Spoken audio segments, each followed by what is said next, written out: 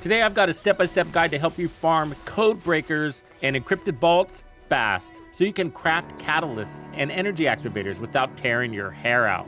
Because let's be real, leveling Descendants and weapons in the First Descendant, yeah, it's a grind, no way around it.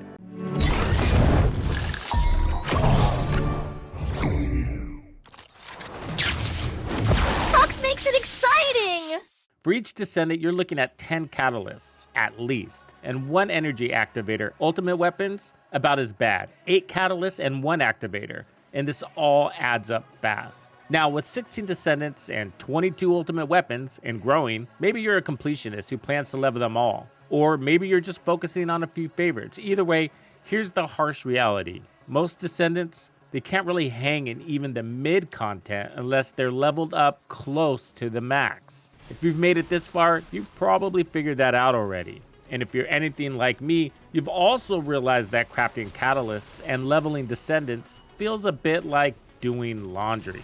It just never ends. But don't stress, I'm here to make it a little less painful with an efficient guide to the best code breaker farms. With this guide, you'll be cranking out enough resources from vaults to craft 10 catalysts for every 1 energy activator, which is exactly what you need to keep up with the grind in the game. You don't burn through activators as fast as catalysts, so this efficient 10-to-1 ratio between cats and activators will save you time, more importantly, your hard-earned gold.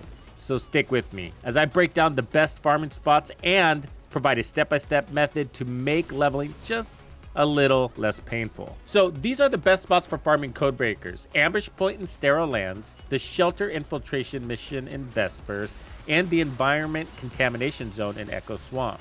Which is the best one? Well, I tested all 3 and I have the results. But before we do that, let's go over the Codebreaker Farm Guide. As usual, there'll be links down below for you to download this. This has been carefully designed and condensed into just 3 activities. That's gonna take you total of 46 minutes. That's all in. And out of that, you're gonna get enough resources, including gold Kuiper and the materials locked behind the vaults, in order to craft 1 energy activator and at least 10 crystallization catalysts. After I walk through this, I'll explain why I picked those numbers and why I picked the spots that I picked to do this. So on average, you're gonna get 13 code breakers. From that, you're gonna pull at least 80 mixed energy residues, 34 conductive metallic foils. You're gonna at least get 2.6 million in gold, all of this within that 46 minutes, and then 313,000 in Kuiper. As far as Descendants, you're gonna need a bunny build just because the Environment Contamination Zone is best run with her. You don't have to, but it just goes a lot faster if you do. There's usually a bunch of bunnies running around on the field.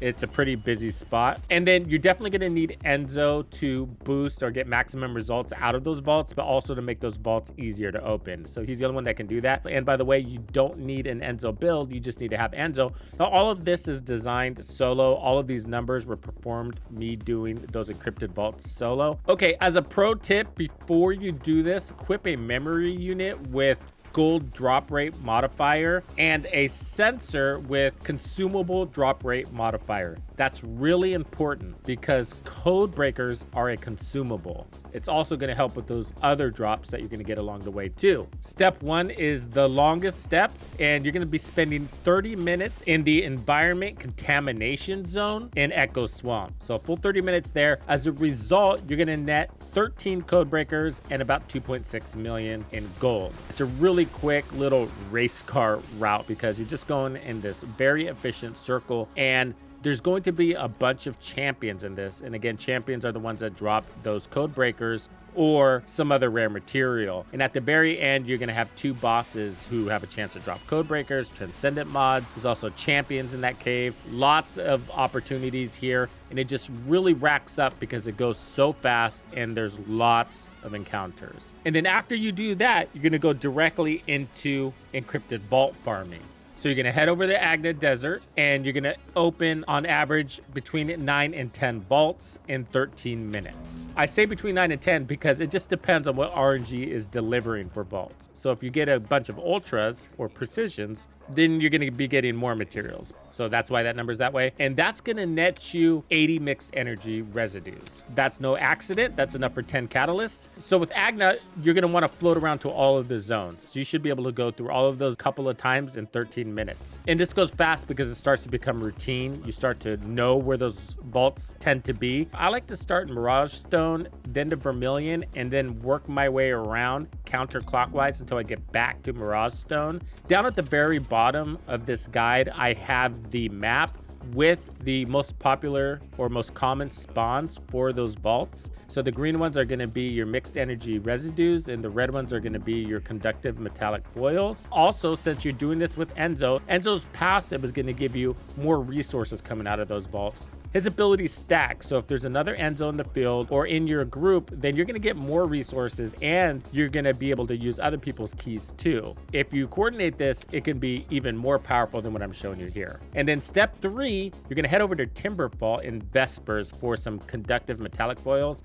This is gonna go real fast because you only need to open between 1 and 3 vaults. And I'll show you why that's so fast. Out of this, you'll get around 25 conductive metallic foils. That is enough to craft 1 energy activator. For these, you don't want to over farm them, so just get what you need. Save your code breakers for your mixed energy residues because it really sucks to run out of your hard difficulty code breakers. So Vespers is a really convenient farm. You don't have to do it in Timberfall, but this is one of my favorite places to do it. And if you don't want to go to another location to open up vaults, you can just fast travel out of this zone and then fast travel back, and those vaults should probably be there. This process and the numbers are quite precise. So next, let's get into why that's the case, and you're gonna wanna know this. Let's do this! So let me just real fast break down why code breakers are really important. And so you have basically 2 classes, some for normal game mode, and then you have some for hard difficulty. The reason why we want to go for hard is because you're going to get more materials per code breaker. It's just faster. So within the hard mode, you got 3 rarities. You got the regular code breaker, precision code breaker, and then you have the ultra precision code breaker. So the difference, well, they correlate to the encrypted vault. The greater the rarity, for example, the ultra, is just going to dish out more resources for you. And the type of resources you get depends on the zone in which the encrypted vault resides. So you're going to get a specific rare crafting material out of that vault, as well as Kuiper. And so it makes it a pretty decent Kuiper farm. It's definitely nice early game to get an edge because you need those resources anyways.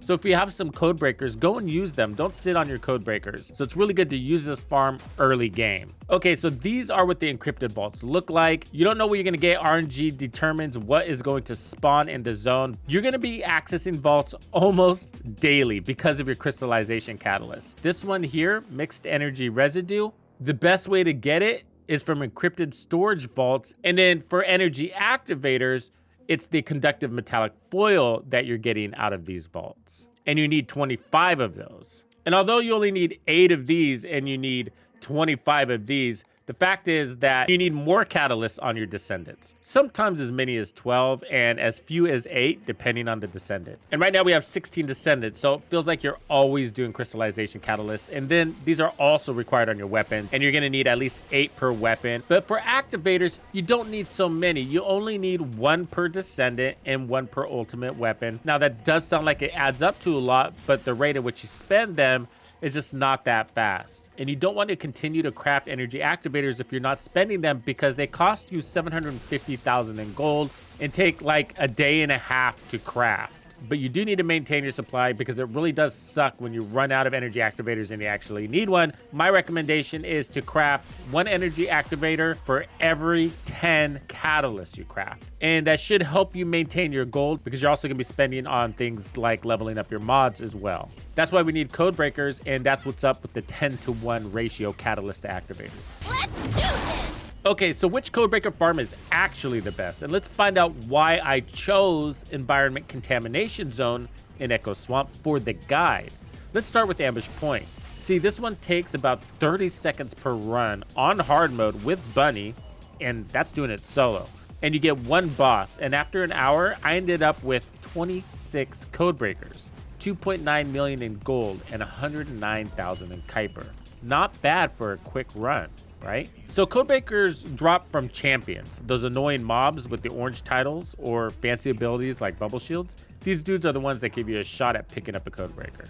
Next up is the Contamination Zone in Echo Swamp as featured in the guide. Similar time to complete on hard mode with Bunny, but this time you've got 2 bosses at the end.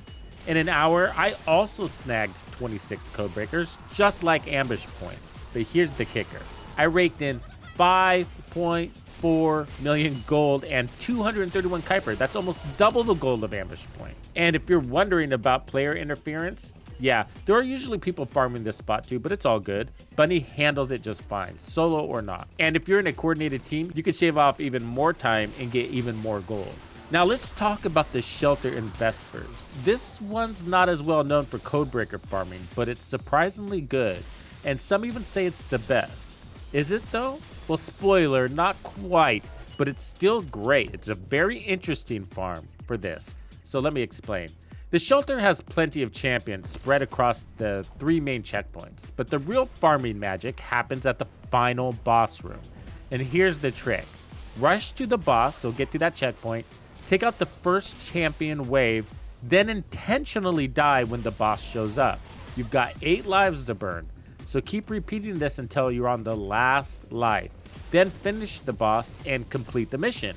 Doing this for an hour netted me 14 codebreakers, almost 1 million in gold, 53,000 in Kuiper, and 12 amorphous patterns. While it's not as many codebreakers as the other farms, here's why the Shelter is still worth your time. It gives you a solid amount of mixed energy residues from those codebreakers. It's sufficient to craft 10 of them, and you'll also get conductive metallic foils from the champions. So when they're not dropping you codebreakers, there's a chance they're going to drop conductive metallic foils. Crucial for crafting energy activators, and the only other way to get them is by spending codebreakers in Vespers. Farming the Shelter saves you the hassle of blowing codebreakers for foils, which means you can use them in Agna Desert to grab more mixed energy residues, which is super helpful because you're crafting catalysts more often.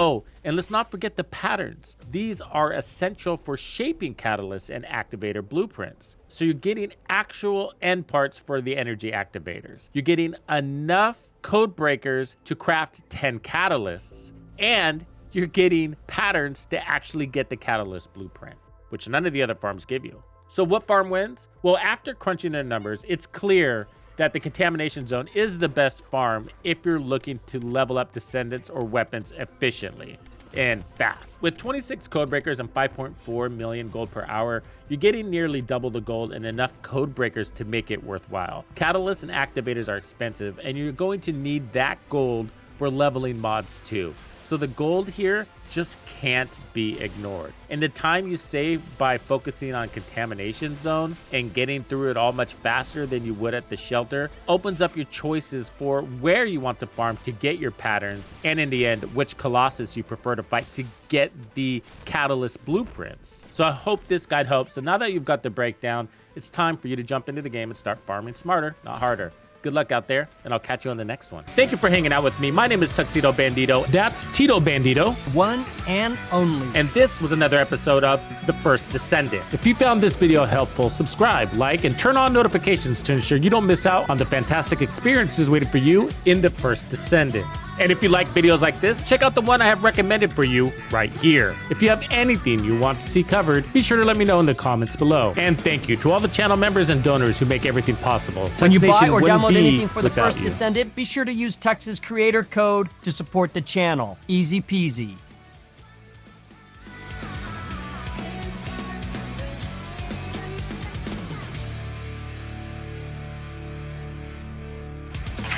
Follow me.